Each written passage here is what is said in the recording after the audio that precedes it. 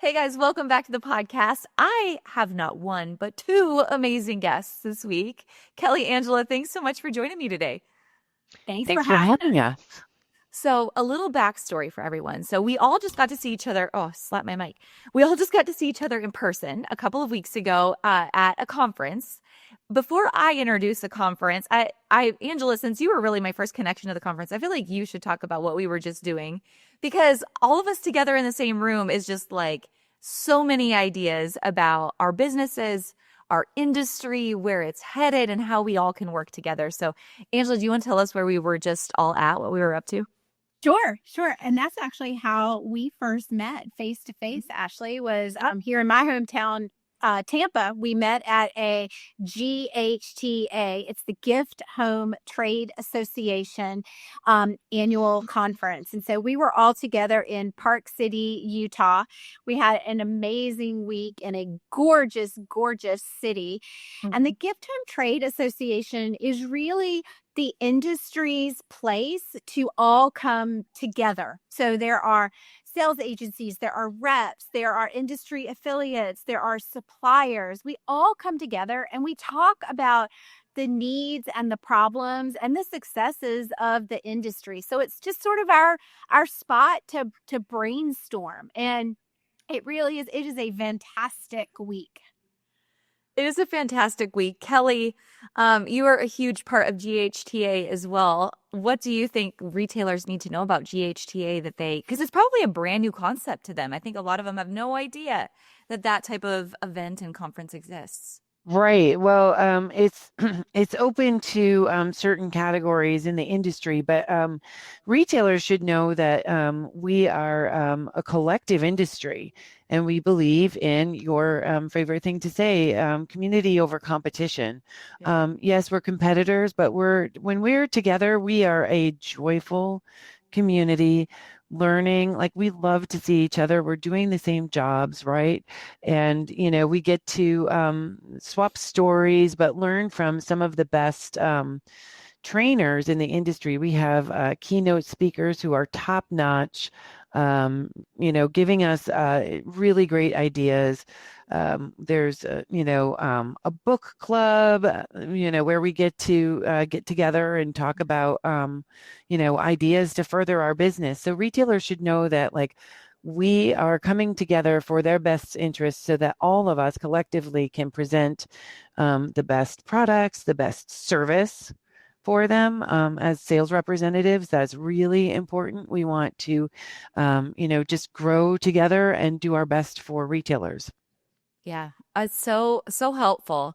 And like you said, Kelly, community over competition. You guys know that are listening to the podcast. We've talked about that forever. And it's amazing to see how we live it in terms of retail and in wholesale, but how GHTA lives it in terms of reps and sales agencies and brands as well. And the knowledge and just genuine friendships that you guys have with one another, I think was really inspiring to see. So today we wanted to come together. And really, I think a lot of what we're going to talk about today is rooted in some of the conversations we've had at GHTA about the overall industry and what we can all learn from one another and where the industry's headed, and how we can all do business even better when we do it together. So I'm so excited to have you both here. You both are members of the Hub. You both are big thinkers when it comes to where our industry is going. So I would love just to have you guys introduce yourselves to everyone who's listening today, your background, how you got into, the showroom and agency world and the rep world. Let us know who you are. Angela, let's start with you. Oh gosh. So my story is kind of funny. I was in hospitality and my husband was in sales, and I was like, I want to do sales. Like I was done with management and hospitality. And so I randomly applied to an ad in the newspaper. Like, I'm dating myself. I did not know that this industry even existed. And so I had the chance. Little did I know that I actually interviewed with one of the top sales agencies in the entire gift and home space, and they hired me because I think there wasn't anyone else that applied. No, I, yeah, I right. Yeah, I spent a little over 10 years as a sales rep in the field in Central Florida. And so an opportunity opened up with my current company. I work for a sales agency, Roadrunners, and I'm one of the principals of the organization, and we serve retailers. In addition to that, in the industry, I also serve on the Gift for Life board, which is how Kelly and I met. And this whole thing was born because we were supposed to be talking about Gift for Life, and we sort of spun up an idea about the Reps Are Local 2 movement, and we've kind of been off and running ever since. Hmm. I love it. Oh my gosh. So many things to talk about. Real quick, if anyone is not yet familiar with Roadrunners, Angela, talk about some of the brands and the lines that you represent, because I think a lot of retailers, if they haven't yet met you or been in the showroom, I bet a lot of these names would also click with those listening. Sure. So our motto is we have it all, which means we truly carry a little bit of everything for any type of gift, apparel, home, lifestyle retailer. So we represent brands like Boston International, the Darling Effect, Peking Handicraft. That's just a couple right off the top. Awesome. I love it. All right, Kelly, let's hear it. Well, I loved Angela's story so much. Let's see. I would say I started in the industry sort of kind of. I worked at AMFAR, the American Foundation for AIDS Research, a long time ago, near at the time when it was being founded, and just a few years after it was founded. Gift for Life was an industry organization raising money at the time for AIDS research, and I was the liaison between AMFAR and Gift for Life because they were giving their money to AMFAR. Through that, I learned of the gift industry because I too didn't know that it existed. And my first trade show was or market was visiting the Dallas Market Center. And my eyes were really open then. I was then, after a few years, 4 years at Amphar, I was offered an opportunity at what was then George Little Management. That became Emerald Expositions. That's what it is today. But I worked for 19 and a half years on the National Stationery Show. A long time. I went from selling booth space to being the show director over time and still, working with exhibitors and retailers on that show. Through that, I visited all the markets. So I actually had met Angela lots of times because I'm friends with one of her colleagues, another principal at Roadrunners. And, I got to visit Dallas, Atlanta, Las Vegas, et cetera, in that role. After that, I was offered a position at the Dallas Market Center to lead the gift temps. And then I lived in New York City at the time and went back and forth. COVID hit, switched gears, and I went and worked at Brandwise and Market Time, and I did that completely remotely. It was Brandwise when I started. It became Market Time, and after that, I worked at Purchasing Power Plus, a hospital gift shop buying group for about 10 months. What a great group that is. A lot of fun, great people. And then I was offered an opportunity at Just Gotta Have It, where I now am, a sales rep agency. So it's lots of stops along the career. It was like this long, bit. And then, lots of positions that led to a great, role at Just Gotta Have It. And I am on the board of Gift for Life. So that's a full circle moment. Yeah, Angela and I were supposed to talk about CRM stuff for Gift for Life. We had a project, and we then this idea for Reps Are Local 2 hatched, and now we are great friends. We talk every week, and we're very proud of what we've started and the interest that we've generated we have lots of agencies who are partnering with us in the mission to, just put the idea forward that retailers, work with their local awesome reps. Yes. Well, there's a lot to unpack. amongst all of that. We're going to talk about reps are local too. But Kelly, I've got to pause on this point. And really, for both of you, it's amazing to hear your journey and your backstory of all of these different parts of the industry that you've touched. Because sometimes I'll hear from retailers that are saying, you know what, I love this industry so much, but maybe retail isn't right for me. What else could I do in this industry? And my head explodes a little bit because I'm like, like there's so many things. And when I hear both of you speak, I mean, these are just such great examples of if someone's not interested in being a retailer per se, there's all of these other amazing roles, companies, positions, and ways to stay involved in the industry. I What think would you we talk about? both have former retailers who are now reps Yeah, working I for our bet. agencies. That's kind of normal. Right, Angela? Exactly. Yeah, Exactly. Yes. absolutely. And so, Kelly, go back to Just Gotta Have It as well. Will you mention some of the lines and the brands that you carry as well for those who are listening? Thank you. Sure. Yes. Blue Q. We work with Patty Wax. Scout Curated Wares is another one. We work with Patchology. So many brands that are great for, retailers. And sometimes we have brands in common with other agencies because agencies approach it divisionally.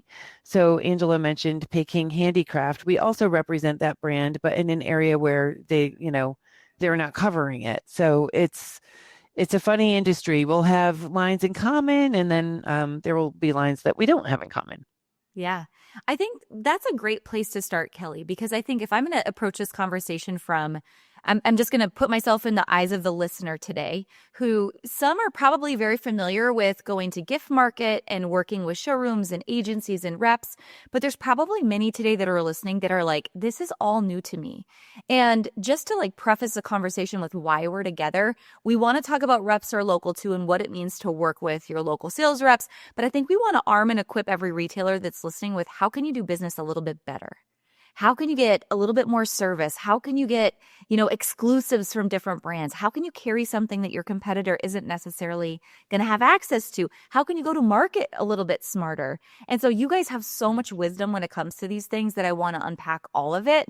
But let's just start high level. For those who don't know, the difference between the gift industry or the apparel industry or how reps work with brands. Can one of you start with kind of giving me the lay of the land of, I'll call it tradition of how this industry's kind of been set up to this point? Sure, sure. So it's first of all, it is super easy to work with a local sales rep. We actually have on the Reps Are Local to, and that's TOO to website, a rep finder. So if you are in the state of Florida and you're curious, like I carry gifts or I carry apparel or I carry whatever, and you want to find who your local rep is, you can actually go in, select your state, and it will show you all of the sales agencies that work within your state, and it gives you a link to their websites where you can then find your local sales rep.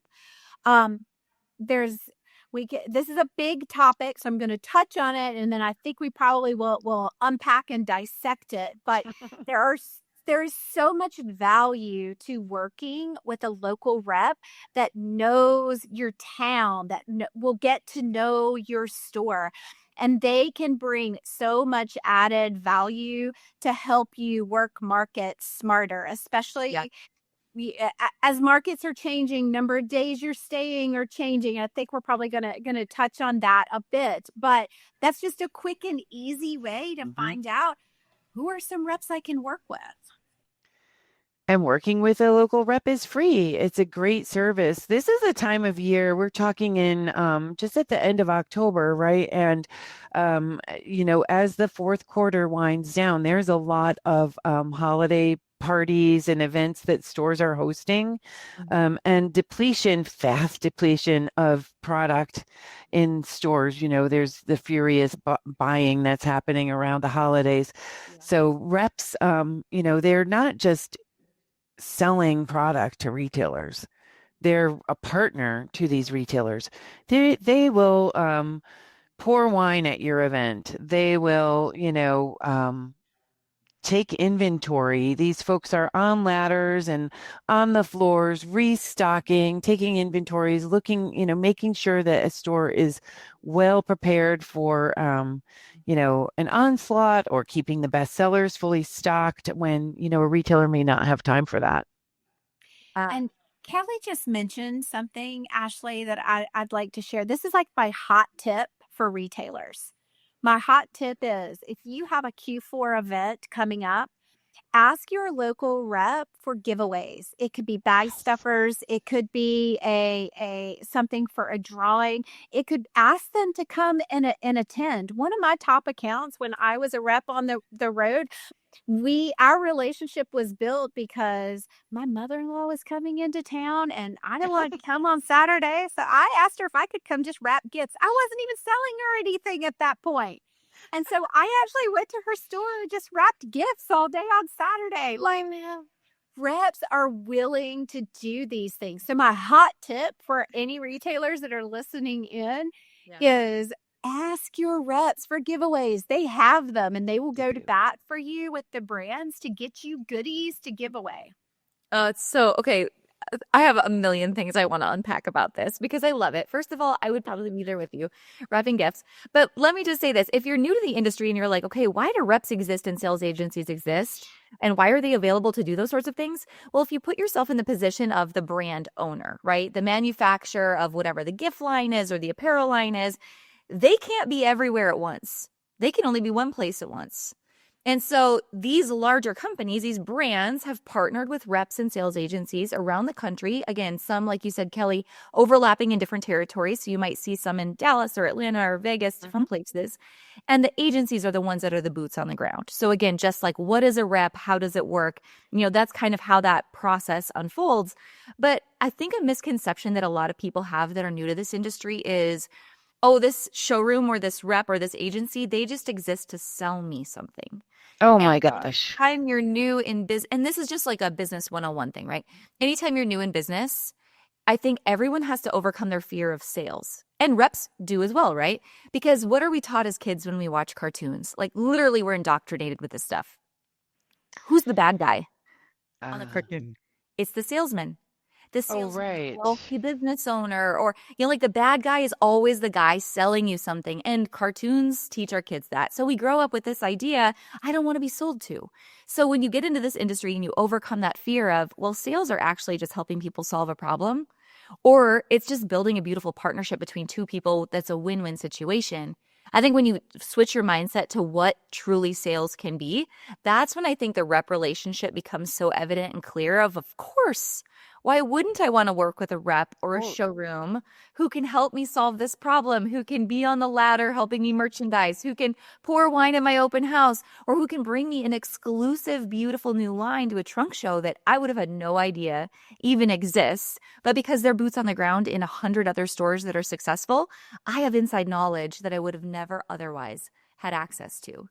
Well, So this that's is correct. exactly, yeah, that's exactly it. They like these reps are covering territories that are 250 miles, even more sometimes, they're going to hundreds of stores in their territories. They're Yeah. seeing the trends, they know what bestsellers are, they know what works in one community may or may not work in your community.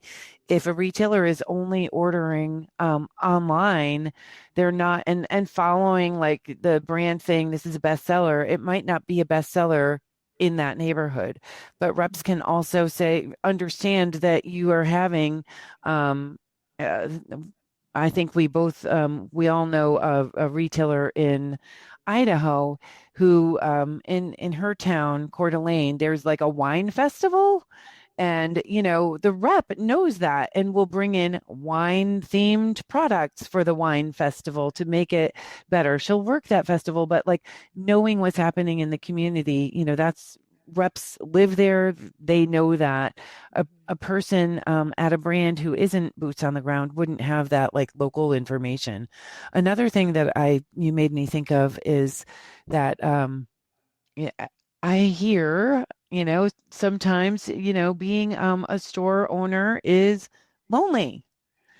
And, it's you're doing your job and you've got, transactions happening in your store. But, I was thinking about how much these relationships, how meaningful they are reps and retailers. When our reps are on the road, they're often actually staying at the houses of some of their retailers because their friendships have grown so much over the years that they're at each other's weddings and, all of the happy moments together. Okay. So, Ashley, you actually brought up a really good point when you were describing a salesperson. And as having been a prior sales rep myself before being on the management side, it is all about the relationship. That when you're a multi-line sales rep, it's not about making the sale. It's not about selling the one car. It is about building the relationship, because I'm successful when the retailer is successful. And so when I use all of that knowledge that I have about those brands and what is trending and what is selling and not selling, because I'm going to tell you if something doesn't sell and you're wanting to order it, because I'm going to come back and see you again. I want to sell you more. I want you to be successful. The more you sell, the more I sell. So we truly are in it together. Yeah. It's not about the one time. No, it's not transactional at all. Like just to play on what Angela said, if a store is tanking, you're losing a customer. So, I think reps are contractors for the most part. They're doing this, they're earning commission and, it's really just, that's fine. Maybe it's about the relationship that they're building and making sure that store is successful. They don't want you to go out of business there, and the trust that comes from saying this isn't going to work for you. That's where it really comes in. Then the relationship gets to grow because the retailer is like, well, you just saved me wasting money. Yeah. And I think that's really, important. The other thing is brands, we represent big and small brands. Right. So it's not just big brands that are with rep agencies. A lot of times we will take a brand on that we believe in and we know retailers are going to love, and we want retailers to have exposure to the brand. And without us, it's too hard for that one woman show, that one man show to get his products into retail. So I think retailers can also have the understanding that they're seeing a brand because we believe in it and we think it's going to work in their stores. Are you ready to kick off the new year right? I hope you will join me. It is my favorite time of the year. Cue new planners, gel pens, trying not to write like a 12-year-old boy. That's what we do during the Best Year Yet Challenge. But better yet, we help you plan out your year from scratch. And we go far beyond just goal setting and the regular things that you put on the board that you say you're going to do, but maybe don't do every single January. Instead, January 6th through the 8th for the Best Year Yet Challenge, we're going to spend 3 days together.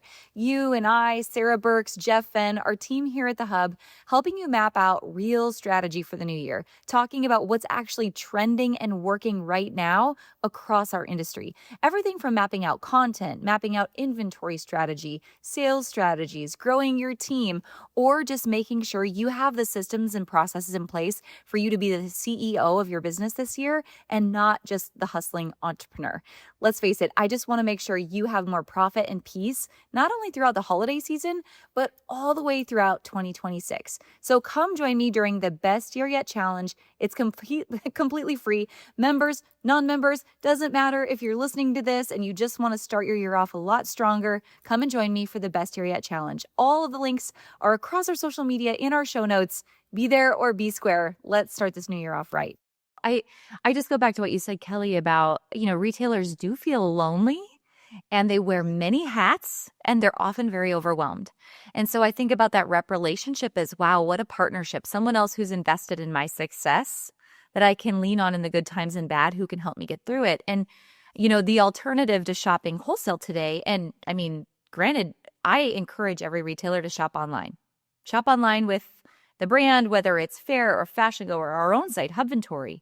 But that is a limited experience with that brand. And so I just want to make sure I'm also bringing awareness to there's so much more you have access to when you actually do business with the rep versus just placing that online order. So can you guys speak to that, to some of the exclusives that you guys might have when a retailer orders with a rep versus just going through an online platform on its own? Maybe it's discounts or swag, like you said, Angela, or, the experience that you mentioned, Kelly, and the best practices that you don't get through just a transaction. With a sales rep, you can taste it, you can touch it, you can smell it, you can hold it, you can see a sample. If they don't have that item, it's likely they have seen that product. They have touched it. They can tell you it's not as big as it appears to be on the screen. The reps have the knowledge. They also know things like ship times. Well, it's going to take 6 months for you to get that, or it might take 6 days to get that, or here's the best promotion, or wow, that's a really nice size order. And if you're going to do a 8-foot section in your store, let me call that sales manager and let me see if I can get special terms, free freight, dating, something that doesn't even exist, because you have an advocate that is there to help you grow that brand. And that's just off the top of my head. There's so much more, but that's just the quick and easy ones. Mm-hmm. And our reps are in touch with the brands every single day. Every single day. And the brands have customer service people just for the reps. So when that rep is calling on behalf of a store, they take the call, and that rep means many stores to that brand. And so when the rep makes the call, the brand will realize that this is a, important business. And, usually it's a win. Yeah. So would you say, what are some of the best practices you've seen from retailers in terms of their rep and showroom relationships?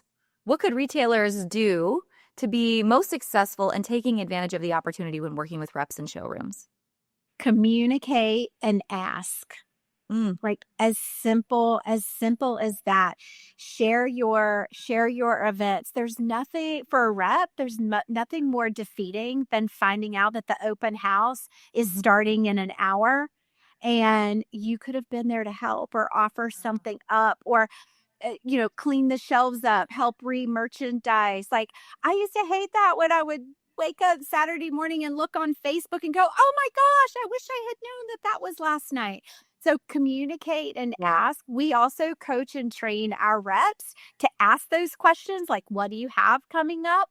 But sometimes it gets a little lost in the translation. But communicate with your reps. Communicate what your needs are and how you want to be communicated with. Call me, visit me, send me an email. Like, communicate with your rep. Mm-hmm. Kelly, anything else? I think Angela hit on all the points. I will underscore that, the how you want to be communicated with is a good one, because some retailers like texts, some do not. So our reps are adept. We coach that one too. They know that they're going to text some, they're going to email others, they're going to call others. They're just going to pop in. They're not going to pop in. They're going to make an appointment. It's they are very skilled at being flexible for the style of each of their retailers. So that's actually a funny point. When we were talking about the GHTA conference, that was actually one of the points at a prior conference, because we all think we know how retailers want to be communicated with. And there was a retailer panel with 4 retailers. And so we started going around the room, and everyone assumed they were all going to answer the same. And all 4 retailers had a different response. They each wanted something different. So communicate that with your reps. If you prefer to have a text, tell them, and they'll communicate with you that way. That's so good. And then, go ahead. I was going to say, and then at market, if you're attending, the Atlanta, Las Vegas, Dallas markets, and you're going to visit in the showroom, there's different styles of buying that we see, right? Some retailers come in with an action plan. They know they need to reorder things. They have an open to buy, and this much money is budgeted for new. And some just want to be open to everything. Show me what's new, everything. And they go on this grand tour of the showroom. So, having a plan is great, but I think there's always so much new at market. definitely being open to your expert rep, your local rep showing you what's new, because she's going to have an idea that maybe you didn't have that will be exciting. It's like brainstorming a little bit. Angela and I have calls with each other, and at the end of our call, we always come up with some amazing nugget. I think those meetings with your reps, you're going to like go through your reorders, you're going to talk about what you have planned for the, coming year. And at the end of it, you're going to see this product and be like, I would never have thought of that. And it ends up being a bestseller. Sorry. No, to your point, it's kind of like even a retailer, right? When someone comes in the store and, can I help you find something, right? And they curate, I'll use apparel as an example. And the person's in a dressing room and they're trying something on. The store owner typically is bringing them new things like, hey, but what about this? But what about that? And pretty soon the person walks out with something they would have never picked out on their own because they relied on the experience of the store owner. And I think that's the experience of the rep, is trust them to bring you something that you wouldn't have thought of on your own, but they have the knowledge and experience to bring it to you. Which I really love that parallel. I used to work at Contempo Casuals just to date myself. Yes, and I was the person bringing the belt and the scarf. all the things. Mm-hmm. So I've got to parallel this back to a conversation, Angela, that you and I've had, and I think we've had this on webinars and a previous podcast that we did together. But in our first meeting with one another, I said something that I think it definitely sparked your brain. I think I lit a couple people's hair on fire when I said this, but I was making the point that a lot of the new retailers that I visit with that have maybe never been to market, or they've never been to a gift show, they've only been to the temps and apparel, they find the showroom experience the first time they go intimidating. And whether it's the 15th floor in Dallas and the apparel showrooms, or it's the territory in Dallas, or it's Atlanta, the gift buildings. And they say when they walk up to the desk and someone says, "Excuse me, do you have an appointment?" They're like Pretty Woman vibes, like, "Oh my God, do I belong here?" I don't have an appointment. And they're embarrassed and they leave. And so I want to keep pushing on this stereotype and break down this wall and this barrier and this belief that it's intimidating to walk in. I think we just need to understand the appointment exists because the rep wants to serve you. So tell me about that whole question. Do you have an appointment, or should a showroom experience be intimidating? Why or why not? Absolutely not. We are the friendliest folks out there. And you did hit the nail on the head. We want to connect the retailer as quickly and as efficiently with their sales rep, because time is money. And so that's the purpose of that question. Like, are they expecting you? Because if so, we want to get you together as quick as possible. You do not need an appointment. You absolutely do not need an appointment. Walk in, wander around.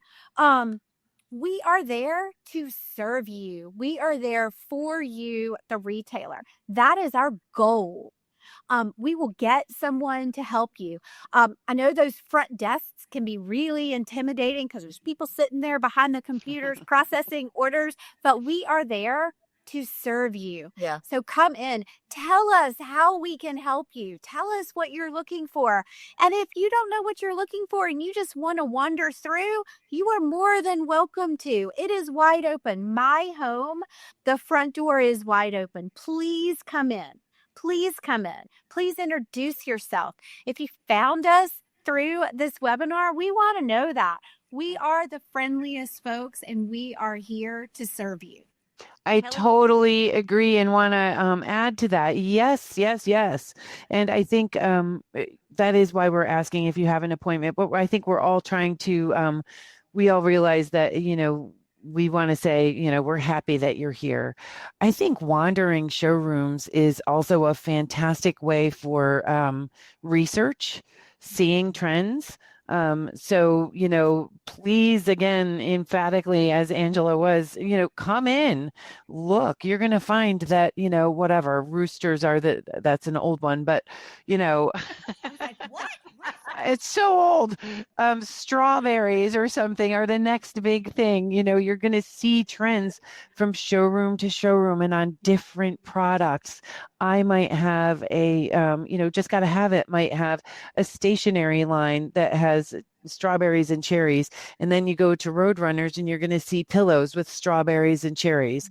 Mm-hmm. And you're going to go to the next and you're going to realize, like, I need to make a theme. And I think that's why spending more time at markets is important. I say, let's start another campaign, Angela. Plan another day. Um, plan another day at market. Plan one day just to be like open to trends because you're going to realize that you need to make a theme in your store related to that. And you can get the candles here and you can get the pillows there and the stationery in another place.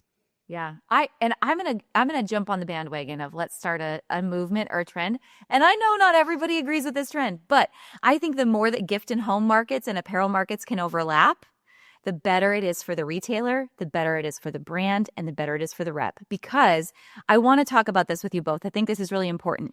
There's a huge intersection happening in our industry between home and gift and apparel. And I've made it my personal mission to break down some of these words that I think aren't necessarily relevant anymore. Between, well, I'm just a gift store. I'm a boutique, which is just apparel. That's not true anymore. So I was telling you guys this before we started to record. We just did a customer wide survey and we found that 48% of our audience here at the Boutique Hub and members of our community are actually selling home and gift. And that might be, yes, they sell apparel and home and gift, right? It might be a crossover and intersection. So how can we better serve the retailer of the future, which I think is a lifestyle retailer? They may have sections of stationery and candles and home gift and tabletop. It might be a little bit of everything because it's such a curated experience based on their brand and the lifestyle versus just falling into a category of what they sell. And one last thing, I'll drop one last stat that I shared at GHTA, and then I want you guys to dissect all of this. But I shared this stat just to drive home the point of these terminologies that we use are out of date. And that is that every single month, Google averages this search volume for boutiques near me. And it's 950,000 searches a month for boutiques near me. That's average. For gift stores near me or gift shops near me, it's 91,000. Massive difference, right? Almost a million searches for boutiques. And so the reason I think the word boutique is important because it encompasses everything. It's a curated lifestyle experience from an independent retailer, not necessarily a product category. So let's hear what you guys think about the intersection of the two industries and the future of where we're going together. So, Ashley, you bring up a really good point. And as you were talking, I started thinking about something that's actually taking place right down the street from me here in Tampa. There is a new community being built downtown called Water Street. And I've watched the retail evolve there. Literally, it was a dirt road when I moved here. And what we're beginning to see, not only here in my own community, but I see it on Main Street, small town America, everywhere, it's becoming more of experiential retail. Yeah. And it's where everything is converging. We have home stores, we have gift stores, we have lifestyle stores on this Water Street.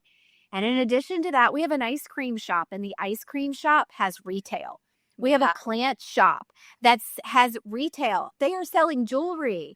They are selling accessories for plants, and plants is their core, but they sell everything. Guess what? They fall under the umbrella of what everyone on this call is doing. Same as the ice cream shop, same as the wine shop.